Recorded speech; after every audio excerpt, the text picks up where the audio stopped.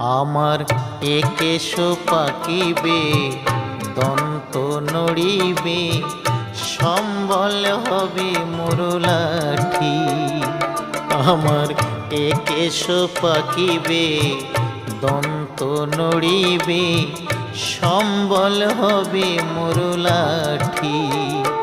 তখন পুত্র পরিজন সকলে বলিবে, পুত্র পরিজন সকলে বলিবে, এ জঞ্জাল মরিলে বাঁচি মুনামার মানুষ হইয়া জন্ম লোভিয়া মানুষের করিলাম কি।